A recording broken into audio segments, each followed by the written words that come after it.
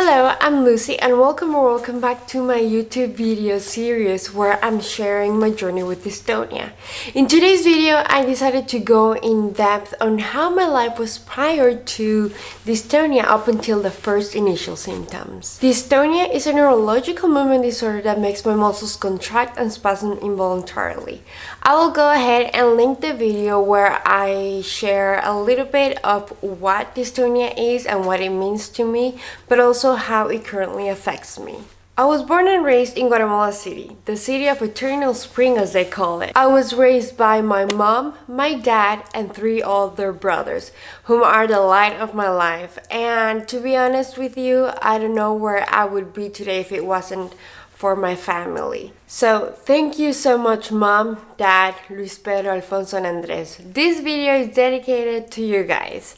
I love you and I appreciate all of the support and advice you have all given me. I also want to appreciate my boyfriend Chris, who pretty much he loves me the way I am. And then last but not least, my friends. Thank you guys so much for being there for me through the good and the bad. You guys know how difficult it has been and like how weird it has been at the same time for me to develop the dystonia. So I was born quite a healthy baby without any serious complications at birth. My brothers were born pretty healthy as well. My developmental milestones were pretty normal, meaning that I was crawling, showing social and emotional interactions, taking my first initial steps, as well as talking, running, and all of that. I developed at the appropriate recommended age range. Then throughout my childhood, I was very athletic. I mean, emphasis on the very, because I didn't really enjoy doing some of the things, but I would do them, especially since I loved eating. I mean, I still do, but that's a video on its own. Anyway, ramble aside, I had a pretty much overall active lifestyle. I began acting in theater when I was probably about 4 years old, which, by the way, funny story, my very first appearance, I literally ran out of the stage crying, thinking that the pirates were real. Yep, that's... I also danced tap and jazz since I was like, 6 years old or so. I played squash when I was 13 years old, which I loved playing squash. I used to swim on and off since I was like 5 years old. More on the off side because I didn't really enjoy swimming. And I played basketball when I was like 11 years old, which if I still have that picture, I'm gonna just insert it in the screen here. Prior to speaking about my initial symptoms, I just want to go ahead and show a picture of that same year.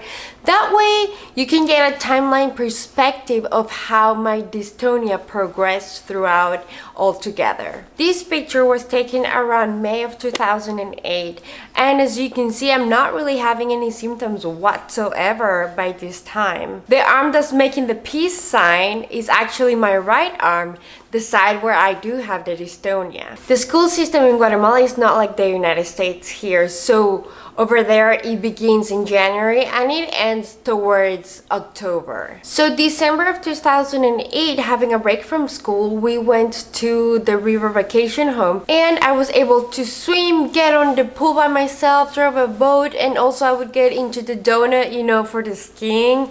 That was so much fun, and yeah, we would always have a blast on those. And at this point, my symptoms weren't really something too noticeable. As you can see from this picture, I wasn't really portraying any symptoms, but I can see that my hand was a little bit tense. And from this one, you can actually see my hand being clenched and even more tensed up. As per the National Institute of Neurological Disorders and Stroke, dystonias tend to progress gradually, like mine. At first, the symptoms may be intermittent, meaning that they show up or worsen on and off, especially during times of stress, but also of excitement, or whenever you're using your muscles voluntarily, such as whenever you're writing, playing the piano, etc. However, after some time, the symptoms can stay with you even whenever you're just relaxed, or in my case, sleeping. As you can see my hand in a somewhat clenched fist in this picture. When we got back from vacation, and it was probably like towards the beginning of January or so, it was time for me to attend a new school. When I would hang out with my friends, I would get so excited and happy, you know, like you always do. And my face would begin spasming. And at that point, not knowing what it really was, my friends and I would just joke about it, but all in good heart, obviously. And I would just go ahead and say that it was a tick, facial tick. Even whenever I was anxious or excited, I would sometimes have difficulty speaking, that my words would sometimes slur. For example, one time in English class, I meant to say worksheets, but it ended up coming out as washies. And then from that point on, that was my nickname.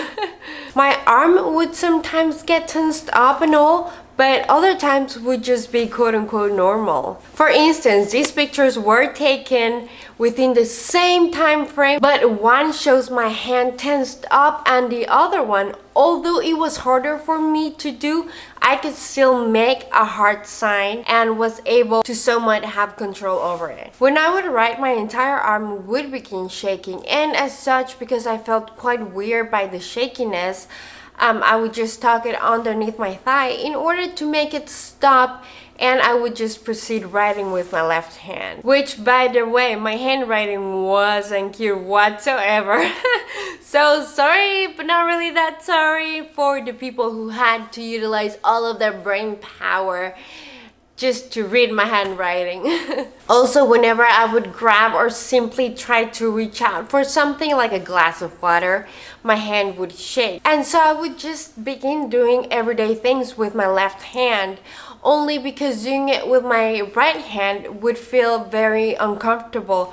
Although at this point it didn't hurt that much, it was the shakiness and the fact that I wasn't in control of my own body and movements that would get very frustrating. I would even begin typing with just my left hand, and that's when my mama was like, there is something not right. No pun intended. You know, because whenever you're a kid, you want to type as fast as possible, especially whenever you would speak with your friends. When my mom would drop me off at school, she would notice a slight dragging / lazy leg, but at this point, I was wearing a pair of flats that had been my favorite ones, so they really needed to go because they felt kind of like walking barefoot. My mom decided to throw them out because I wouldn't.